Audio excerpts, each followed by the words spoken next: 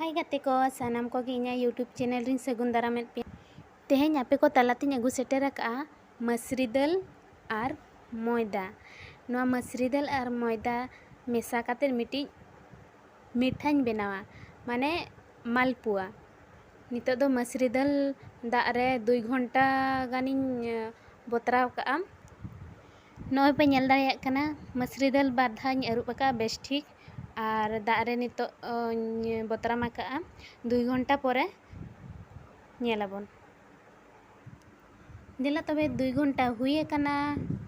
दाल अड़ी चेहरा बतराव कना नरम कना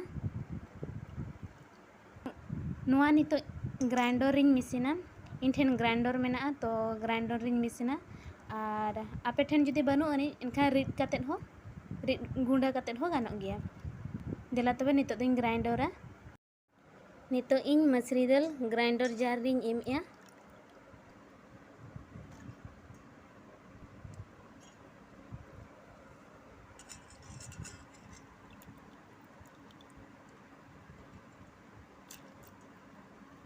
डेहर दो बइन पेरेजिया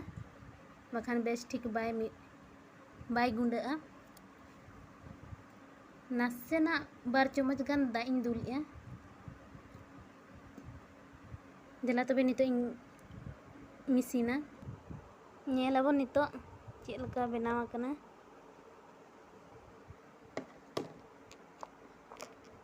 अड़ी मिही मिसिना कना अड़ी मस्त कना दिला तबे जहाँ बाकी मेना ओना हो नोका गिन मिसिना जतो नोय नितो जतो ग्राइंडर किया नासेना दा इंदुलिया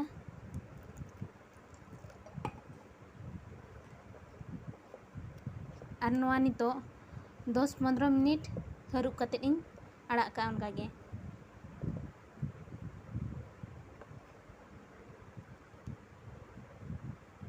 10-15 मिनट जुदम हरुब का इनखान दो मालपुआ ते बेस बनाव को नरम तहिना मिटी थरी ते हरुब का कना 15 मिनट हुए कना नितो इन अचोगे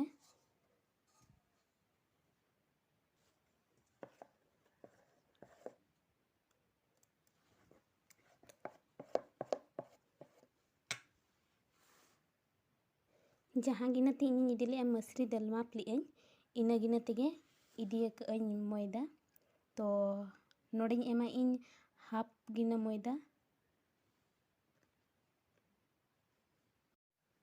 नोय हाफ गिनी एम किया नितो नोआ पूरा मिक्सा मेसाएं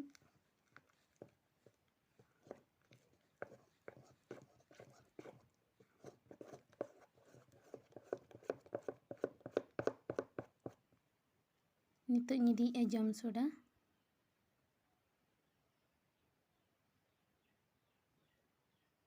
नासेना बुलुंग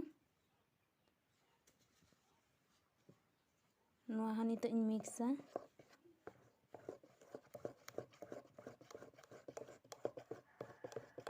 नोका गे 5 मिनट गान घंटाई इन जमते जतो पूरा मिक्स मा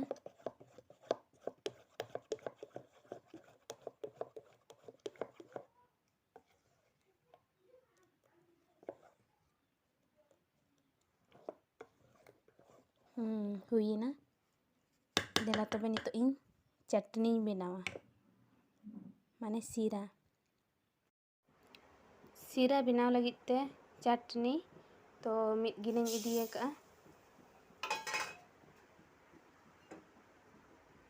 और दा इन एमया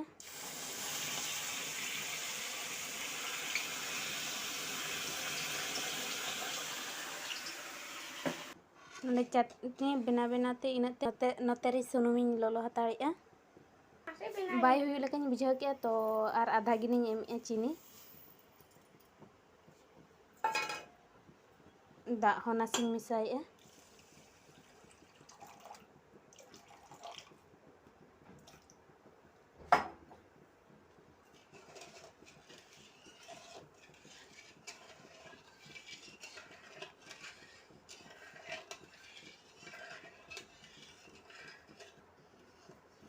नॉय पे ñel दाड़ेयाग कान गया हुई इदिग कना और 2 सेकेंड गान नोका गिन घंटाया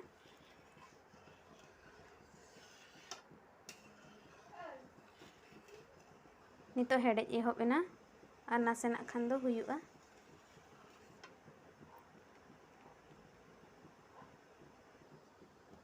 नॉय नितो पे ñel दाड़ेयाग कना सीरा बनावा कना तो देला तबे नितो दो बन बनावा मालपुआ नॉय इना ते राड़ेज हतारोआ डेहर हो बाबन राड़ेज उचुआ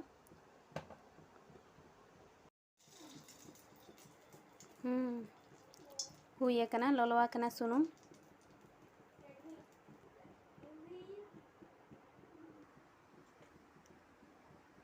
नितो मिटी हपना कणचुते मिट इयन दुलिया नोडे मिटिज गे साहब कना तो इन मिटिज काते गिन बनावेआ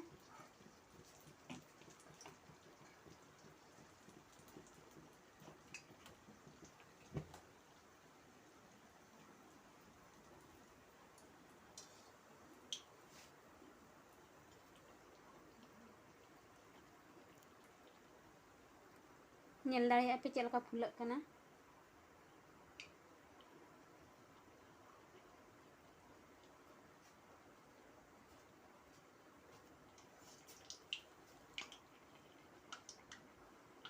अड़ी चेहरा फुलाव कना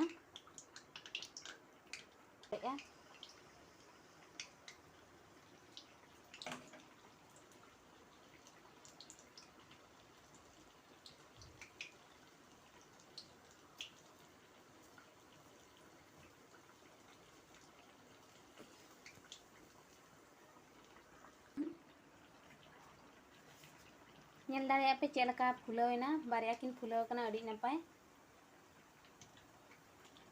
नुआ कटे बारिया नासेना कलर ñogok मा तो इन जो बन आणगोया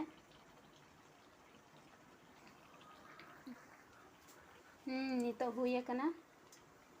कलर हो चेंज कना कटी इसिनेना नितो आणगोई एन डायरेक्ट दो इन सीरा रे बनी एमया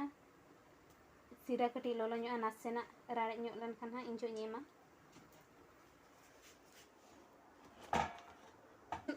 जहाँ सारे कना उनका के जतोñ बनावा पे ñel दाड़ेयाग कान गया नितो नोडे सीरा रिñ एमया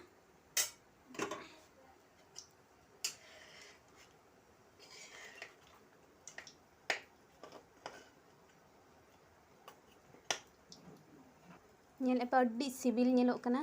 आपे हो नोका के बनाते जम बिढ़ा पे चलका पे बुझावा कमेंट करते लई पे नॉय पे ñel दाड़ेयाग कान गया तीना चेहरा ñेलोग कना आपे हो मसूरी दाल और मैदा ते बना बिढ़ा पे मालपुआ और जम करते बिढ़ा पे चलका पे बुझाव के लातार बॉक्स रे कमेंट करते लई पे हाँ और आलपे हिड़िया लाइक सब्सक्राइब और शेयर